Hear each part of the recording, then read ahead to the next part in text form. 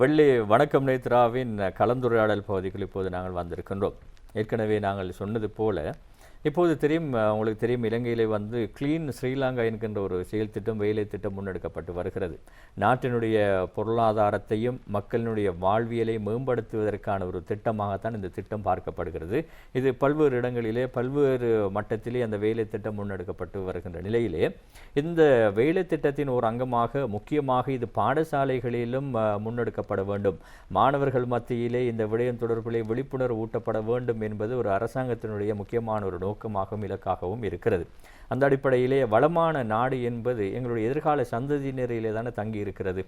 ஒரு நாட்டினுடைய வளர்ச்சி என்பது ஒரு தனி மனித வளர்ச்சியிலே தங்கி இருக்கிறது. அந்த அடிப்படையிலே பாடசாலைகளிலே எங்களுடைய மாணவர்கள் மத்தியிலே, எங்களுடைய குழந்தை செல்வங்கள் மத்தியிலே இது தொடர்பான விழிப்புணர்வு ஊட்டப்படுகின்ற போது அது அவர்களுக்குள்ளே உள்ளத்திலே பல்வேறுபட்ட மாற்றங்களை உண்டு பண்ணும். அந்த மாற்றம் நல்ல மாற்றமாக எதிர்காலத்தில் வெளிப்படும் என்பதிலே ஐயப்பாடு கிடையாது. அந்த அடிப்படையில் இந்த கிளீன் ஸ்ரீலங்கா வேலை திட்டம் பாடசாலைக்குள் ஏன் கொண்டு வரப்படுகிறது, பாடசாலைக்குள் கொண்டு வரப்படுவதனால் என்னென்ன நன்மைகள் ஏற்பட போகின்றன என்பது தொடர்பான இந்த நேரத்துக்குள்ளே முடிந்த அளவு நாங்கள் ஒரு பரந்த ஒரு பார்வையை செலுத்துவதற்குத்தான் முனைகிறோம். எனவே அது தொடர்பிலே, இந்த விடயம் தொடர்பிலே பாடசாலையோடு பாடசாலை சேவையோடு மிக நீண்ட காலமாக கிட்டத்தட்ட சுமார் 3 தசாப்தங்களுக்கு மேற்பட்ட ஒரு அனுபவத்தை கொண்ட ஒருவர், கொழும்பிலே இருக்கின்ற பிரபலமான பாடசாலையான ரோயல் கல்லூரியிலே பிரதி அதிபராக கடமையாற்றி ஓய்வு பெற்ற முன்னாள் ரோயல் கல்லூரியுடைய முன்னாள் பிரதி அதிபர் மதிப்புக்குரிய மாரிமுத்து கணபதி பிள்ளை அவர்கள் தான் எங்களுடைய இந்த தினம் கலையத்தில் இணைந்திருக்கின்றார்கள். வணக்கம் சார். வணக்கம். எப்படி இருக்கிறீங்க? இருக்கின்றேன். சரி, இந்த கிளீன் ஸ்ரீலங்கா வேலை திட்டம் இந்த பாடசாலைக்குள்ளே கொண்டு வரப்படுகிறது. பாடசாலையிலும் விழிப்புணர்வு ஏற்படுத்தப்பட வேண்டும் என்பது அரசாங்கத்துடைய முக்கியமாக நோக்கமாக இருக்கிறது. இந்த கிளீன் ஸ்ரீலங்கா வேலை திட்டம் அல்லது செயல் திட்டம் ஏன் பாடசாலைக்குள்ளே கொண்டு வர வேண்டும்? அது தொடர்பான உங்களுடைய பார்வை எப்படி இருக்கிறது? அதாவது பாடசாலை என்பது தனியாக கற்றல் கற்பித்தல் நடைபெறுகிற இடம் மாத்திரமல்ல. அங்கேதான் பண்பு, பழக்க வழக்கங்கள், விழுமியம், கலாச்சாரம் போன்ற விடயங்களை கற்றுக்கொள்ளுகிறார்கள். இன்றைய அண்மைக்கால பாடசாலை கட்டமைப்பு இந்த பணியிலிருந்து தவறிவிட்டது என்கின்ற ஒரு செய்தி பரவலாக எல்லா இடமும் பரந்து காணப்படுகிறது. ஏனெனில் இன்று மாணவர்கள் திறமாக சித்தியடைகிறார்கள். 10 பாடங்களில் 9 பாடங்களில் அவர்கள் காப்போத்த சாதாரண தரத்தில் சித்தியடைகிறார்கள். 3 பாடங்களில் அட்வான்ஸ் வேல் என்று சொல்லப்படுகிற உயர்தரத்திலே சித்தியடைகிறார்கள். இவ்வாறு சித்தியடைகிறார்கள். ஆனால் அவர்களுடைய சித்தியடைந்து அவர்கள் தொழிலுக்கு வந்ததன் பிற்பாடு அல்லது அவர்கள் ஒரு பொறுப்பான பதவிக்கு வந்ததன் பிற்பாடு அந்த சேவையை மக்கள் மயப்படுத்தி செய்கிறார்களா? ஒரு வைத்தியரானால் வைத்தியர் பொதுமக்களோடு பேசுகிற வார்த்தை பிரயோகங்கள் பொருத்தமாக இருக்கிறதா? அல்லது ஒரு ஆசிரியனானால் மாணவர்களோடு பெற்றோர்களோடு பேசுகிற பேச்சுவார்த்தைகள் பொருத்தமாக இருக்கிறதா? அல்லது வேறு தொழில் செய்பவர்களாக இருந்தால் அவர்களுடைய பொதுசன தொடர்பு சம்பந்தமாக பல்வேறுபட்ட குறைபாடுகள் காணப்படுகிறது. மக்களுக்கு சேவையாற்ற வந்தவர்கள் மக்களை நேசிக்கிறார்கள் இல்லை, மக்களுடைய விருப்பு வெறுப்புகளை தெரிந்தவர்களாக இல்லை, மக்களோடு அவர்கள் மக்களுக்காக சேவை செய்பவர்களாக இல்லை. அவர்கள் சேவை என்கின்ற ஒன்றை மனதிலே கொண்டு தாங்கள் மிக உயர்ந்தவர்களாக அல்லது மிகச் சிறந்தவர்களாக தங்களை அடையாளப்படுத்தி கொண்டு சாதாரண மக்களை வெறுப்புணர்வு அடைகிற வகையில் நடத்துகிறார்கள். ஒரு பொதுசன தொடர்பு பிறழ்வு நடத்தையில் இன்று காணப்படுகிறது என்ற குறைபாடு பரவலாக எல்லா இடமும் பேசப்படுகிறது. இதை எங்கே திருத்தலாம் என்றால் பாடசாலைகளிலிருந்து தான் திருத்த வேண்டும். குடும்பங்களிலிருந்து ஆரம்பிக்க வேண்டிய இந்த கிளீன் ஸ்ரீலங்கா என்கின்ற திட்டம் பாடசாலைகளின் ஊடாகத்தான் செம்மைப்படுத்தப்படுதல் வேண்டும் அல்லது ஒழுங்குபடுத்தப்பட வேண்டும் என்பது என்னுடைய பணிவான கருத்தாகும். அது பாடசாலையிலே இருந்து ஆரம்பிக்கின்ற போது அது சிறப்பான முறையிலே சமூகமயப்படுத்தப்படும் என்பது உங்களுடைய கருத்தாக இருக்கிறது. ஒரு தனி மனிதனுடைய வெற்றி என்பது பொருளாதாரத்திலும் கல்வியிலும் மாத்திரம்தான் தங்கி இருக்கிறதா? இல்லை, தனி மனிதனுடைய வெற்றி கல்வியிலும் பொருளாதாரத்திலும் மாத்திரம் தங்கி இருக்கிறது இல்லை. சமூக நடத்தையில் சமூகத்தினுடைய பொருத்தப்பாடுள்ள மனிதனில் அது தங்கி இருக்கிறது. மனித நடத்தைகள் செவ்வியாக இருக்குமானால் அந்த எல்லா அம்சங்களும் சிறப்பாக இருக்கும். இன்று நாங்கள் பார்த்தோமானால் எங்களுடைய முதியவர்கள் சொல்லுகிற கதைகள், நானே ஒரு முதியவன், என்னை விட முதியவர்கள் சொல்லுகிற கதைகளை பற்றி நாங்கள் பார்க்குற பொழுது அவர்கள் வாழ்ந்த காலத்தில் படிப்பறிவு குறைவாக இருந்தது, பண்பு சிறப்பாக இருந்தது, ஒழுக்கம் சிறப்பாக இருந்தது, விழுமியங்கள் சிறப்பாக இருந்தது, மனிதநேயம் சிறப்பாக இருந்தது. அத்தகைய ஒரு நாடு கட்டி வளர்க்கப்படுதல் வேண்டும். மனிதர்கள் நேசிக்கக்கூடியதாக, மனிதர்களை மட்டுமல்ல பிறப்புக்கும் எல்லா உயிர்க்கும் என்று வள்ளுவர் சொல்லுவார். ஆகவே இந்த எல்லா உயிர்களை நேசிக்கக்கூடிய மனப்பாங்கோடு சேர்ந்தவர்களை நாங்கள் உருவாக்குதல் வேண்டும். அதுதான் ஒரு கிளீன் ஸ்ரீலங்கா என்கின்ற திட்டத்தினுடைய பிரதானமான நோக்கமாக இருக்கும் என்று நான் கருதுகிறேன். வளமான நாடு, அழகான வாழ்க்கை என்பதுதான் அவருடைய அந்த கருப்பொருளாக இருக்கிறது. அதுதான் அதனுடைய அந்த கருப்பொருளை இப்போ நீங்கள் பாடசாலையை பற்றி சொல்லுகிற பொழுது சொல்லுவார்கள், school should be better home என்று. பாடசாலை வீட்டை விட சிறந்த இடமாக இருக்க வேணும், விரும்புகிற இடமாக இருக்க வேணும் என்று சொல்லி இதில் போய் சொல்லப்பட்டிருக்கு. என்னண்டா வீட்டில் பிள்ளைய நீங்கள் பார்த்தீங்கன்னா ஒரு பள்ளிக்கூடத்தில் வந்து பிள்ளை ஒரு 1:30க்கு பாடசாலை முடிவடைகிற நேரத்துக்கு ஒரு 5 மினிட்ஸுக்கு முதல் பேக்கை தூக்கி தோளில் போட்டுக்கொண்டு வீட்டை போகிறதுக்கு அவன் ஒரு முனைப்போடு நிற்பான். இந்த எண்ணம் 7:30க்கு பாடசாலை உருவாகிறது, பாடசாலை ஆரம்பிக்கிறது என்ற நேரத்திலே அவன் வீட்டில் இருந்து புறப்பட்டு வர வேணும் என்கின்ற நேரத்தில் அந்த எண்ணத்தோடு அவன் வருத வேணும். வீட்டை விட நல்ல இடம் பாடசாலை, எனக்கு விருப்பமான ஆசிரியர்கள் இருக்கிறார்கள், விருப்பமான மாணவர்கள் இருக்கிறார்கள், அழகான வகுப்பறை இருக்கிறது, அங்கு நான் சென்றேனானால் எனக்கு தேவையானவற்றை நான் கற்கலாம், எனது சந்தேகங்கள் தீர்க்கப்படும், எனது ஆசிரியர்களினால் அவை அந்த சந்தேகங்கள் தீர்த்து வைக்கப்படும், எனக்கு ஒரு பொருத்தமான பாடங்கள் நடைபெறும், நான் அங்கே இணைப்பாட விதான கலைத்திட்டங்களினால் என்னை வளர்த்து கொள்ளக்கூடிய ஏனைய அம்சங்களை பெற்றுக்கொள்ளலாம் என்ற மன உறுதி உருவாகுமானால் அதுதான் ஒரு பாடசாலையினுடைய வகிபாகம் என்று நான் கருதுகிறேன். நீங்கள் சொன்னீங்க இப்போ ஆரம்பத்தில், அதாவது முதியவர்கள், வயோதிபர்கள் ஆரம்ப காலத்திலே பாடசாலையிலே கற்றவர்கள் வந்து நல்ல ஒழுக்க சீலர்களாக, பண்பாடு மிக்கவர்களாக, சமூக சேவை சிந்தனை கொண்டவர்களாக, ஏனைய சமயத்தை மதிக்கக்கூடியவர்களாக, இவ்வாறு நல்ல பண்புகள் அவர்களிடம் இருந்தன என்று குறிப்பிட்டீங்க. இப்போ அதெல்லாம் இல்லாமல் போயிருக்கு என்பது தான் உங்களுடைய மறைமுகமான கருத்தாக இருக்கிறது. அதுக்கு என்ன காரணம்? அதாவது ஒழுங்கான நடத்தை, அதாவது இப்போ கருணை, அன்பு, பாசம், சேவை, தியாகம் இவைகளை வகுப்பறையில் பாடத்திட்டத்தால் படிப்பிக்க இயலாது. நான் ஒரு பாடசாலைக்கு போனேன், நான் பாடசாலையை குறிப்பிடுறது சரியில்லை, ஒரு பாடசாலைக்கு ஒரு வகுப்பறை மேற்பார்வைக்காக போனேன். ஒரு பட்டதாரி ஆசிரியர்கள் 2 பேரை மேற்பார்வை செய்வதற்காக நான் சென்றேன். என்றால் நான் அதிகமாக 7:30 மணிக்கு முன்னுக்கு பள்ளிக்கூடத்துக்கு போயிடுவேன். 12:00க்கு பிறகு தான் நான் பள்ளிக்கூடத்தை விட்டு வருவேன். அப்போது போனால் அந்த பாடசாலையில் அது முஸ்லீம் பொம்பளை பிள்ளைகள் மட்டும் படிக்கிற பாடசாலை அந்த பள்ளிக்கூடம். அப்போது 7:30க்கு முன்னுக்கு போய் நின்று பார்த்தால் பிள்ளைகள் வந்து கொண்டிருக்குது. அங்கே இந்த பாடசாலைக்குள்ள மான், முயல் இதுகள் எல்லாம் நிற்குது. அது சின்ன சின்ன பிராணிகளை வச்சு வளர்க்குறார்கள். அப்படி வளர்க்குறவர்கள் என்ன என்ன நடக்குதுன்றா, இந்த பிள்ளைகள் வரையக்கில் செலக்டட் பிள்ளைகள், அதாவது தெரிவு செய்யப்பட்ட பிள்ளைகள் வரையக்கில் அந்த மான் 2 காலையை முயற்சி கொண்டு ஓடி வரும் அந்த பிள்ளைகளை பாய்கிறதுக்கு. அந்த பிள்ளை தன்னுடைய யூனிஃபார்மில் ஊற்றப்பட்டுருமன்றதுக்காக வேண்டி அந்த 2 காலையும் பிடிச்சிட்டு தன்னுடைய அந்த அந்த உங்களுக்கு தெரியும், அந்த முஸ்லீம் பொம்பளை பிள்ளைகள் போட்டுக்கிற யூனிஃபார்மில் அந்த பொக்கெட் எல்லாம் வச்சவர்கள் மிக நீண்ட கால் சட்டை அணிந்து வருவார்கள். அந்த பொக்கெட்டுக்குள்ளே இருந்து ஒரு 3-4 பலா இலையை எடுத்து அந்த மானுடைய வாயுக்களை வச்சுட்டு அதுகள் போகுது.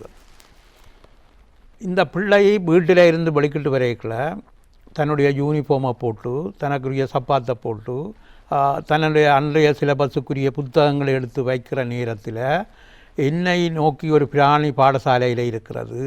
அந்த பிராணியையும் நான் கவனிக்க வேண்டும் என்ற எண்ணத்தோடு 3-4 பலாயிலையையும் தன்னுடைய பொக்கெட்டுக்களை வைத்து கொள்ளக்கூடிய மனோநிலை தான் கருணை அல்லது காருண்யம் எனப்படும். இதை எப்படி படிப்பிக்கிறது? ஆகவே இந்த மாதிரியான இணைப்பாடவிதான செயற்பாடுகளினால்தான் மாணவர்களுக்கு அவற்றை ஊட்டுதல் வேணும். சேவை என்றா என்ன, தியாகம் என்றா என்ன, கருணை என்றா என்ன, காருண்யம் என்றா என்ன, அகிம்சை என்றா என்ன என்ற விடயங்களை எங்களுடைய நடத்தைகளினால்தான் நாங்கள் காட்ட வேணும். இந்த நடத்தைகளால் ஆசிரியர்கள் இன்று மாணவர்களுக்கு இந்திய அம்சங்களை புகுத்துகிறார்களா அல்லது செயற்படுத்துகிறார்களா என்று பார்த்தால் ஒரு 40 நிமிட நேரம் பாட நேரம் அதற்கு தயாராக ஆசிரியர்கள் வருவார்கள். அந்த குறித்த பாடத்தை படிப்பிப்பார்கள், சென்று விடுவார்கள்.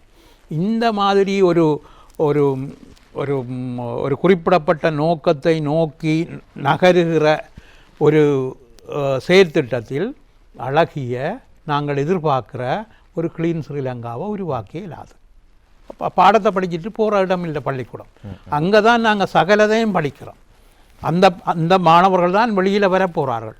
அவர்கள் அந்த 13 ஆண்டு கல்வியை முடித்துவிட்டு வெளியே வந்து அவர்கள் வைத்தியர்களாக, ஆசிரியர்களாக அல்லது சமூக செயற்பாட்டாளர்களாக அல்லது SLAS என்று சொல்லப்படுகிற பரீட்சைகளில் தேறி அவர்கள் உயர் ஸ்தானிகர்களாக அல்லது உயர் அந்தஸ்துள்ள நிர்வாக அதிகாரிகளாக, மாவட்ட செயலாளர்களாக மாறப்போகிறார்கள்.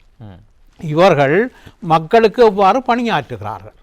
இப்போ மக்கள் என்றவர்கள் துர்ப்பிரயோகம் செய்யப்படக்கூடியவர்கள் அல்ல. மக்களுக்கு சேவை செய்வதற்காகத்தான் நாடு இருக்கிறது.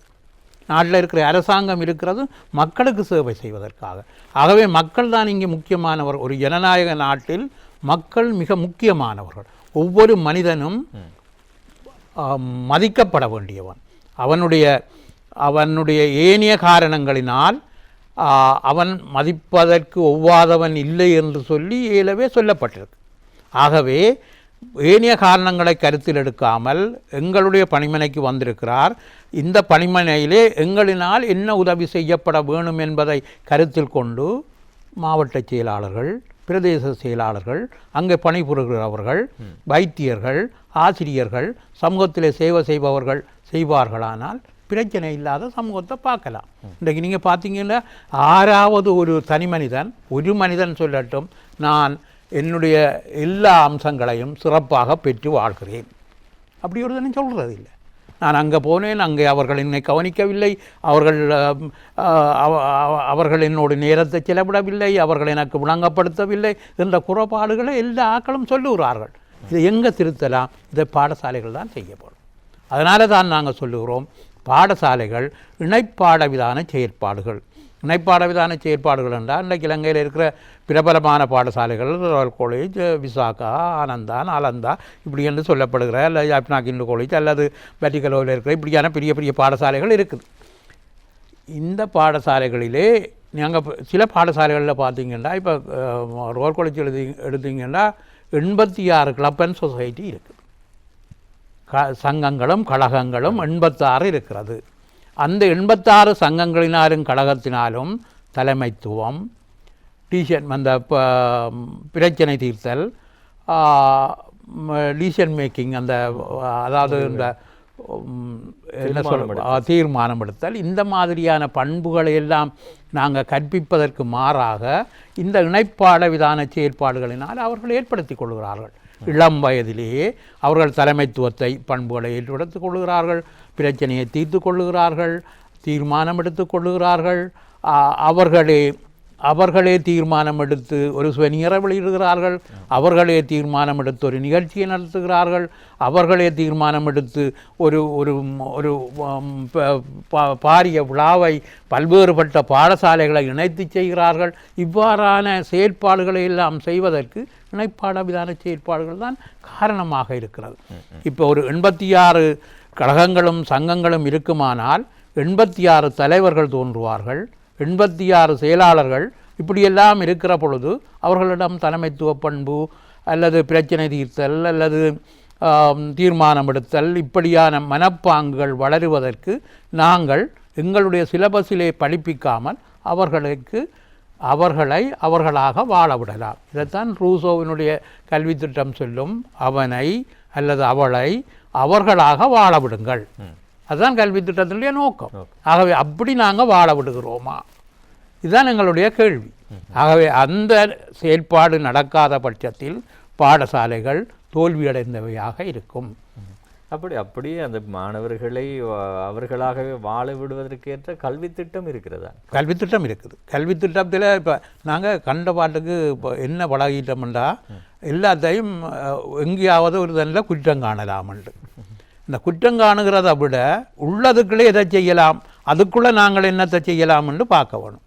இப்போ நீங்கள் பார்த்தீங்கன்னா ஒரு பிரச்சனையை தீர்க்க வேணும்னு சொல்லி சொன்னால் இப்போ இந்த இலங்கையில் இருக்கிற ஏதாவது கல்வி திட்டம் ஒரு மாணவனை நான் சொல்லுகிற கிளப்பன் சொசைட்டியை ஏற்படுத்துங்கள்னு சொல்லி இருக்குது. பாடசாலைகளில் இணைப்பாட விதான செயல்பாடுகளை கொண்டு நடத்துங்கள்னு சொல்லி பாடசாலைக்கு சொல்லப்பட்டிருக்குது. இது கல்வி அமைச்சு வடிவாக மிகச்சிறப்பாக சொல்லி இருக்குது. இதை செய்ய வேண்டியவர்கள் அதிபர்களும் பாடசாலை ஆசிரியர்களும் அவர்கள் நெறிப்படுத்துகிறது மாணவர்களை. இப்போ அவர்கள் தாங்களாக இப்போ கிருஷ்ணமூர்த்தி என்ற ஒரு ஆல் இந்தியாவில் இருந்தவர், அவர் பள்ளிக்கூடம் நடத்தினவர். அந்த பள்ளிக்கூடத்தில் எல்லாம் அவர் நடந்து போய்கள மேலுக்கு கூரையில் இருந்தப்போ எல்லாம் தெரியும் தானே கிடுகுகளால் மேய்ந்திருக்கும். இப்போ மாதிரி இந்த ஓடு சீட் அதுகள் இல்லை. அப்போ அந்த கிடுகுகளில் இருந்து பாம்புகள் விழும். அந்த பாம்பு ஒரு தரம் அடிக்கிறே இல்லை. கிருஷ்ணமூர்த்தி என்ற பாடசாலையில் ஒரு தரம் பாம்புகளை தீண்டுவதில்லை, பாம்பும் ஒருவரை தீண்டுவதில்லை. உயிர்கள் எல்லாமே நேசமுள்ளவை. ஆகவே நாங்கள் எங்களை அதை எதிரியாக கருதுகிற காரணத்தினால தான் பாம்புங்களை கடிக்கிறதே தவிர அது இது என்ன மாதிரி நான் ஊந்து கொண்டு போகிறேன் அவன் நடந்து கொண்டு போகிறான் என்று அது நினைச்சது என்றதுன்னா அது தீண்டுவதற்கு வாய்ப்பில்லை. ஆகவே இந்த மாதிரியாக பாடசாலைகளை நடத்தி வெற்றி கொண்டவர்கள் இருக்கிறார்கள். இப்போ காந்தியம் அல்லாட்டி காந்திய வாழ்க்கை வாழ்ந்த பெரிய மனிதர்களை, வினோபாவை, இப்படியான பெரிய மனிதர்களை நீங்கள் பார்த்தீங்கன்னா அவங்க எல்லாரும் ஒரு அகிம்சை ரீதியாக உலகத்தை ஒரு சாத்வீகமான அடிப்படையிலே எவ்வாறு வென்றெடுக்கலாம் என்றதை பார்த்தார்கள். இல்லை நாங்கள் ஆயுதத்தாலாம் வென்றெடுப்போம் என்று சொல்ல சிந்தித்தவர்களும் இருக்கிறார்கள். அது வெற்றியடைந்திருக்கலாம். ஆனால் வெற்றியடைந்ததன் பிற்பாடு அவர்களுடைய கடைசி விழுமியம், அந்த இறுதி அவர்களுடைய விழுமியம், அந்த வேல்யூஸ்ன்றது எவ்வாறு மாறி இருக்கும் என்றால் ஒரு யுத்தத்தினால் ஏற்பட்ட வடுக்களை கொண்டு அந்த நாடு அல்லற்படுமே தவிர ஒரு அகிம்சை அடிப்படையில், ஒரு பண்பு சார்ந்த அடிப்படையில், விழுமிய அடிப்படையில் வளர்ந்த நாடுகள் வெற்றி பெற்ற நாடுகளாக இருக்கும் என்று எதிர்பார்க்கலாம். அந்த பண்பை வளர்க்கிறதுக்கு ஒரு மனிதன் நேசிக்கவும், ஒரு மனிதனுடைய பிரச்சனையை மற்றவன் விளங்கிக் கொள்ளவும், மாற்று மதங்களை பற்றி மாற்று மதத்தினவர் சிந்திக்கவும், அந்த மதத்தை மதிக்கவும் பழகிக்கொள்ளுகிற பட்சத்தில் இந்த நாட்டில் அகிம்சை, சந்தோஷம், சமாதானம் தானாக வரும். சகோதரத்துவம் எல்லாம் ஏற்படும். ஆனால் இந்த நிலைமை இல்லாமல் இப்போ நாங்கள் என்னுடைய மதத்தையே நான் ஒழுங்காக படிக்காத நான், என்னுடைய மதத்தில் இருக்கிற உபநிடதங்கள், வேதங்கள், இதிகாசங்களை பற்றி தெரியாத நான் மாற்று மதத்தை விமர்சிக்கிறதுக்கு எனக்கு என்ன அருகதை இருக்குது? அப்போது மாற்று மதத்தை பற்றி நான் என்னுடைய மதத்தையே விளங்கி கொள்ள முடியாத நான், அல்லது என்னுடைய மதத்தில் இருக்கிற பூரணமான தத்துவங்களை விளங்கி கொள்ளாத நான் மாற்று மத தத்துவங்களை எவ்வாறு விமர்சிப்பது? ஆகவே நாங்கள் எல்லாரும் குற்றறிவாளர்கள், குறைஞ்சி அறிவு கொண்ட நாங்கள். ஆகவே கற்றது கைமண் அளவு. அதனால் மாற்று ஆக்களை நாங்கள் விமர்சிக்கிற பொழுது எங்களை நாங்கள் பார்த்து கொள்ள வேணும். எங்களுடைய மதத்தில் நாங்கள் அக்கறையுடன் அல்லது பூரண அறிவுடன் உள்ளோமா என்றதை விளங்கி கொண்டுதான் மாற்று மதத்திலேயோ மாற்று கருத்துள்ளவர்களையோ விமர்சிக்க முடியும்.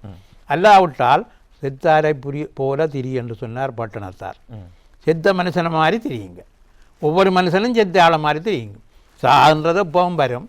அதனால் நீங்கள் திரியைகளும் செத்த மனிதர் மாதிரி தெரியுங்க. மற்றவனுக்கு இடைஞ்சல், செத்த மனிதர் மாதிரி தெரிகிறது என்றால் மற்றவனுக்கு இடைஞ்சல் இல்லாமல், மற்றவர்களுடைய கருத்துக்களுக்கு எதிராக விமர்சனம் செய்யாமல், மற்றவர்களுடைய பிரச்சனைகளுக்கு எதிராக நாங்கள் நடக்காமல் எங்களுடைய பிரச்சனைகளுக்கு தீர்வு காணுதல், மற்றவர்களை நேசித்தல், மற்றவர்களுக்கு இடம் கொடுத்தல், மற்றவர்களுடைய கருத்துக்கு முக்கியத்துவம் கொடுத்தல், இவற்றை செய்தோமானால் வெற்றி பெற்ற நாடாக நாட்டை மாற்ற முடியும். இதை எங்கே ஆரம்பிக்கலாம் என்றால் பாடசாலைகளில் தான் ஆரம்பிக்கலாம். அதற்குத்தான் பாடசாலை கலைத்திட்டம் இணைப்பாட விதான செயற்பாடுகளையும் பாடசாலை கற்றல் கற்பித்த செயல்பாடுகளையும் இணைத்து பாடசாலையோடு தொடர்படுத்தி இருக்கிறது. ஆகவே இணைப்பாட விதான ஒரு சங்கங்களும் கழகமும் இல்லாத பாடசாலைகள் எத்தனையோ இருக்கிறது. அண்மை காலத்தில் கல்வி அமைச்சினால் வெளியிடப்பட்ட அல்லது ஜனாதிபதி சொன்ன கருத்துக்களை பார்த்தீங்கன்னா கிட்டத்தட்ட 98 பாடசாலைகளில் 50 மாணவர்களுக்கு குறைந்தவர்கள் இருக்கிறார்கள் என்று அவர்கள் புள்ளி விவரங்கள் தெரிவித்தார்கள். ஆகவே இந்த மாதிரியெல்லாம் இருக்கிற பாடசாலைகளில் இத்தனை ஒரு பிள்ளையை நாங்கள் வளர்த்தெடுக்கிறதுன்றது இப்போ எந்த ஒரு சின்ன குழந்தை பிள்ளை இப்போ நெடுந்தீவிலே இருக்கிற ஒரு பாடசாலையில் இருக்கிற பிள்ளையும் கொழும்பு ரோயல் கல்லூரியில் இருக்கிற ஒரு பாடசாலையில் இருக்கிற பிள்ளையும் ஈக்குவலான ரைட்ஸ் உள்ளவர்கள். அவர்களுக்கு சகலதும் கிடைக்க வேணும். கொழும்பில் இருக்கிற பிள்ளைக்கு கிடைக்கிற அதே வாய்ப்புகளும் வசதிகளும் இப்போ நெடுந்தீவிலையோ முன்ராகலையிலையோ பிபிலையிலையோ அல்லது மட்டக்களப்பிலையோ அல்லது வடக்கிலே இருக்கிற பாடசாலைகளிலேயோ எல்லாருக்கும் கிடைக்குமானால்தான் அது பூரணமான சமத்துவமுள்ள கல்வி என்று நாங்கள் குறிப்பிடலாம். ஆனால் கொழும்பிலே இருக்கிற பாடசாலை மாணவர்களுக்கு கிடைக்கிற வசதி அந்த மாணவர்களுக்கு கிடைக்கவில்லையானால் இங்கு சமத்துவமின்மை காணப்படுகிறது.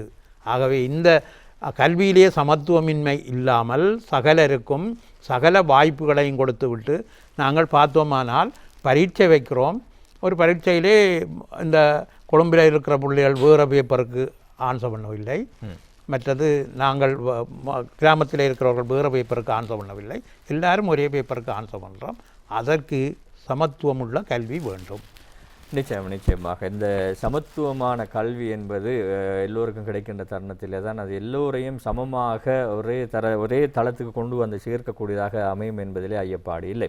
இந்த கிளீன் ஸ்ரீலங்கா வேலை திட்டத்தினுடைய முக்கியமான நோக்கமே வளமான நாடு என்பது கல்வியிலே மாற்றம் வர வேண்டும். கல்வி என்பது இப்போது தொழில்நுட்பம் சார்ந்த ஐடி பக்கம் அதிகமாக வளர்ந்து வருவதனால் அங்கு டிஜிட்டல் மயப்படுத்தப்பட வேண்டும். அதிகமாக எல்லோருமே இப்போ டிஜிட்டல் மயமாக இருக்கின்ற காரணத்தினால் கல்வியில் பாரிய மாற்றங்கள் வர இருக்கின்றன. இந்த ஐடி தகவல் தொழில்நுட்பம் சார்ந்த கல்விகள் அதிகமாக மாணவர்களுக்கு வழங்கப்பட இருக்கின்றன. அதே போல் இந்த உடலியல் சார்ந்து மாத்திரமல்லாது உளவியல் சார்ந்தும் மாணவர்கள் அதிகமாக வளப்படுத்தப்பட வேண்டும் என்பதுதான் முக்கியமான நோக்கமாக இருக்கிறது. எனவே ஒரு தனி மனிதனுடைய வளர்ச்சி என்பது உளவியல் சார்ந்ததிலே அதிகமாக தங்கியிருக்கிறது என்பது கூட ஏற்றுக்கொள்ளப்பட வேண்டிய ஒன்றாகத்தான் இருக்கிறது. எனவே எங்களுடைய முன்னாள் பிரதி அதிபர் அவர்கள் சொன்னது போல இந்த சமமான கல்வி சமமான வளங்கள் எல்லா மாணவர்களுக்கும் எல்லா பாடசாலைகளிலும் ஏற்படுத்தப்பட வேண்டும். இங்கே ஒரு கல்வி சமூகம் சார்ந்து மாத்திரம் இந்த சமூகத்தை எழுச்சி பெற செய்ய முடியாது. பெற்றோர்கள், சமூகம் சார்ந்தவர்கள், சமூக நலம் விரும்புகிற எல்லோருமாக இணைந்து தான் இந்த நாட்டை நாங்கள் கட்டி எழுப்ப வேண்டும். எங்களுடைய இளம் சந்ததியினரை, எங்களுடைய எதிர்கால சந்ததியினரை நாங்கள் வளப்படுத்த வேண்டும் என்பதுதான் முக்கியமான விடயமாக இருக்கிறது. சார், நாங்கள் இந்த கிளீன் ஸ்ரீலங்கா வேலை திட்டம் பாடசாலைகளிலே அமுல்படுத்தப்படுவது தொடர்பான விடயங்களை பேசியிருந்தோம். அது எந்த அளவுக்கு பாடசாலை மட்டத்திலே முக்கியத்துவம் பெறுகிறது என்பது தொடர்பான விடயங்களை கொழும்பு ரோயல் கல்லூரியினுடைய முன்னாள் பிரதி அதிபர் மதிப்புக்குரிய மாரிமுத்து கணபதி பிள்ளை சார் அவர்கள் எங்களுக்கு விளக்கியிருந்தார்கள். அவர்களுக்கு நாங்கள் நிலைய கலையும் சார்பாக நிகழ்ச்சி சார்பாக மிகுந்த நன்றியை தெரிவித்துக் கொள்கிறோம். சந்தர்ப்பம் இருந்தால் நாங்கள் மீண்டும் ஒரு நிகழ்ச்சியில் நாங்கள் சந்தித்து தொடர்பாக மேலும் பேசுவோம் சார். ஓகே சார், நேயர்களே, இந்தளவோடு இந்த முதலாவது கலந்துரையாடல் போதை நாங்கள் நிறைவு செய்து கொள்கின்றோம். தொடர்ந்தும் இந்த கிளீன் ஸ்ரீலங்கா வேலை திட்டத்தோடு சம்பந்தப்பட்ட இன்னும் ஒரு கோணத்திலான கலந்துரையாடல் உங்களுக்காக காத்திருக்கிறது. அது என்ன என்பதனை விளம்பர இடைவெளியை தொடர்ந்து நீங்கள் கண்டுகொள்ளலாம்.